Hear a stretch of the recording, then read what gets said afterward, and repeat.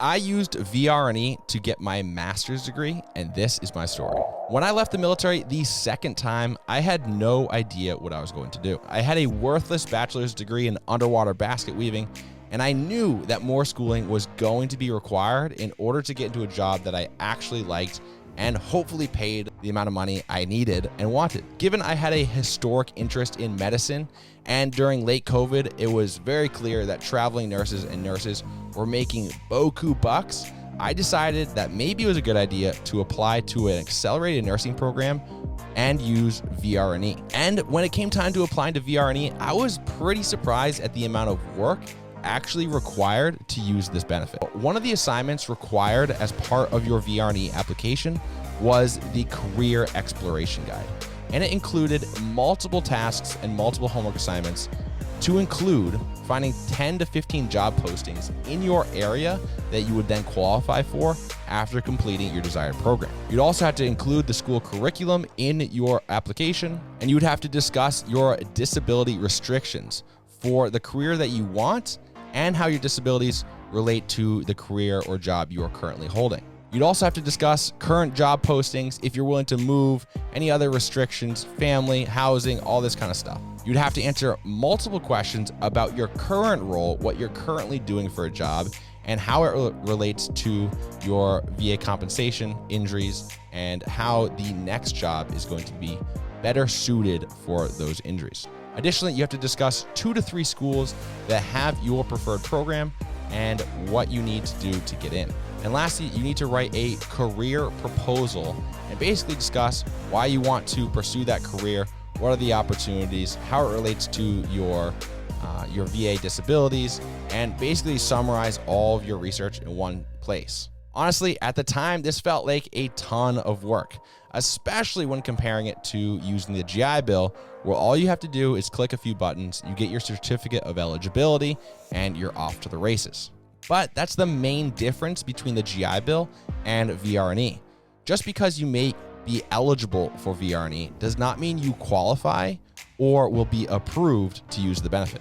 Once accepted into VR&E, one of the biggest differences, aside from the application process, that I noticed between VR&E and the GI Bill is what would happen when you got into an expensive program. The GI Bill has an annual limit of plus or minus $26,000. That means that if you go to a school that's $40,000 a year, then you're gonna have to come up with the difference somehow between $26,000 and $40,000.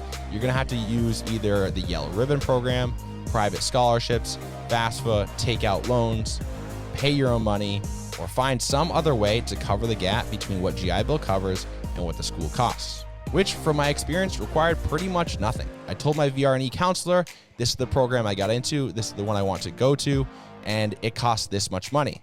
And it was like $40,000 for an 18-month program. I think because it was shorter than a typical 36-month program, it was easily waived. VR&E, on the other hand, does not require you to find other funding sources. All you need to do is get approval for a high-cost program. When I applied for my accelerated nursing program, I found that it was super expensive. It was only 18 months long, but it had a price tag of like $50,000. And so I was a little bit concerned as to what was going to happen with that high-cost application. But when it came down to it, all I did was send a few emails to my VR&E counselor, and within a few days, they got approval for me to go attend this high-cost program. I do think that maybe it was easily approved because it was so much shorter than a typical program.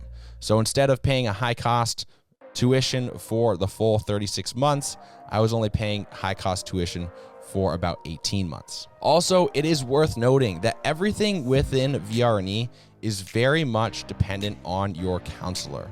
Some counselors are really easy to work with. Other counselors I've heard are difficult. I only had one counselor during my VR&E journey, and he was super great. I mean, he was great at communicating, really responsive, and always helped with whatever I needed. But I have heard multiple cases where this is not the experience other people have.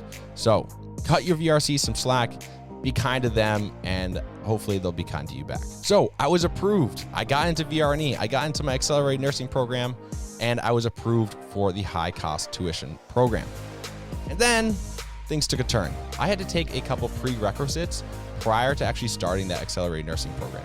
And I found while waiting for those prereqs to start that I was applying for jobs. And I was like, gosh, I don't think I want to be a nurse. That was a horrible idea.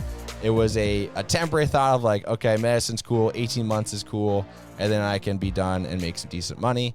But I found myself looking for jobs in totally different areas. And that was kind of the realization that maybe I should not pursue this nursing program that's going to ultimately take, 2 years with the prerequisites. I found myself reconsidering going back to finishing my graduate degree in project management, which I had previously started and was like 20% done and then just never picked it back up. And so I asked my VRC frantically before school starts, is it too late to disenroll from this program and pick another path? And to my surprise, it wasn't a big deal. It was a couple quick emails. He didn't seem very happy, but because no money was expended at that point in time, I had not started a program. I had not spent any of the VA's money at that point. I think he was pretty kind and gracious to me and allowed me to cancel it and re-enroll in the school I had previously been in doing my project management program. Over the course of the next year or so, I was able to finish my master's in project management completely online utilizing VR&E. For me, VR&E ended up being a super smooth process. As long as I regularly communicated with my VRC, checking in and reporting my grades at the end of each semester, he was happy, I was happy, and he continuously gave me the green light to enroll in the next semester. Honestly, I probably underutilized my VRC. I did not know everything that was available to veterans using VR&E. The one time I reached out to him for anything else other than my grades report and checking in, I asked him if there was any chance that I could get a pair of noise canceling headphones. I had a brand new kid at the time and I was trying to write papers, and I needed some way to block out some noise and work on these papers and focus. This is when I learned about a whole new category of benefits within VR&E. And this opened my eyes to all the packages that are available to veterans using VR&E to gain education for their employment. And if you're interested in knowing about the package that I got and other packages, go check out this next video here and you'll see what I got.